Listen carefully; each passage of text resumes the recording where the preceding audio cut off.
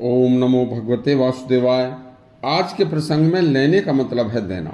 यदि किसी से आपने कर्जा लिया है तो उसे वापस जरूर करो। देखिए, नहीं दिया तो एक ना एक दिन देना जरूर पड़ेगा। इसमें एक मेहनत, एक बैल और एक किसान की कहानी है जो बड़ी ही प्रेरणाप्रद है। सुनिए। मालवा के एक छोटे से गांव में एक प्रहलाद नाम का किसान था। उसका एक बैल ऐसे समय पर मर गया कि जब जेठ के महीनों में खेतों की जुताई करके बीज बोने के लिए तैयारियां चल रही थीं, तो गरीब किसान का बैल मर गया। फिर वह गरीब किसान प्रहलाद गांव के किसी साहूकार से ब्याज पर पैसे लेकर एक अच्छा तगड़ा बैल लेकर आया। तब किसान ने एक दिन जब हल चलाने के लिए बैल को हल में जोता तो कुछ देर चलने के बाद बैल बैठ गया। उस समय पारा 48 डिग्री सेंटीग्रेड पार कर रहा था। ऊपर से भारी धूप की गर्मी और नीचे उसके हल में बैल बैठ गया और उठने का नाम नहीं ले रहा था। उस समय शहरों में लोग एयर कंडीशनर कमरों में, एसी व कूलर में थे, लेकिन किसान उस समय भी धूप ताप में गर्मी में हल चला रहे थे।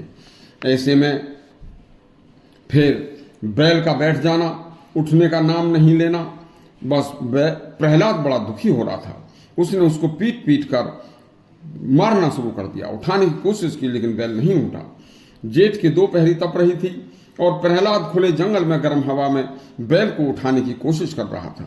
उसी समय खेतों के पास से जाने वाले उस रास्ते से एक शहर का एक महंत मठ का पुजारी निकला जा रहा था। प्रहलाद गर्मी से परेशान होकर बैल पर डंडे बरसाने लगा। महंत जी ने उसे देखकर जोर से चिल्लाकर कहा, भैया इसे मत मारो, मैं आ रहा हूं। प्रहलाद किसान दुखी होकर बैठ गया। महंत जी जैसे ही आए, आकर उन्होंने बैल के कान में कुछ कहा, बस बैल फौरन उठ गया। किसान ने हल चलाना शुरू कर दिया। तब प्रहलाद प्रसन्न होकर बोला कि हे बाबा, यह मंत्र जरा मुझे भी बताते जाओ कि यदि कभी ये आगे बैठा तो मैं उसे बोल दूंगा।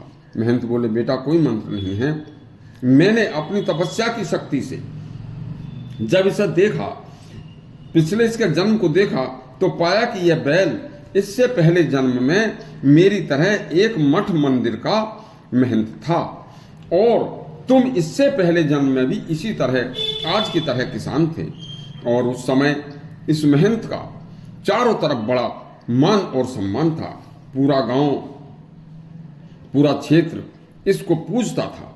तुम्हारे एक बेटी थी, तुम जैसे ही अपनी बेटी की शादी के लिए जो भी तुम पर खेती में से कुछ पैसा धन बचता, उस धन को महंत जी के पास रखाते थे, क्योंकि इनका बड़ा विश्वास था जब आवश्यकता होगी मैं ले लूंगा। तुम्हारे द्वारा धन जमा महंत जी के पास काफी इकट्ठा हो गया। उधर तुम्हारी बेटी शादी के योग हो गई तो तुमने कोई अच्छा वर देखकर बाबा से शादी के लिए अपना इकट्ठा किया हुआ पैसा मांगा, तो महंत जी की नीयत खराब हो गई। वह बोले, कैसे पैसे, कब के पैसे?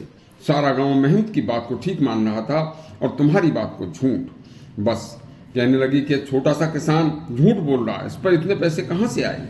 लेकिन प्रकृति का अपना कार्य चलता रहता है। एक दिन महंत जी मर गए और बैल बनकर आज वैसे ही बैल के रूप में तेरे पास है। तुम भी दोबारा मरकर किसान ही बने, इसलिए यह महंत बैल बनकर तुम्हारी मार खा रहे हैं। अब मैंने इनको पिछले जन्म की बात बता दी है कि देख, देना तो पड़ेगा ही।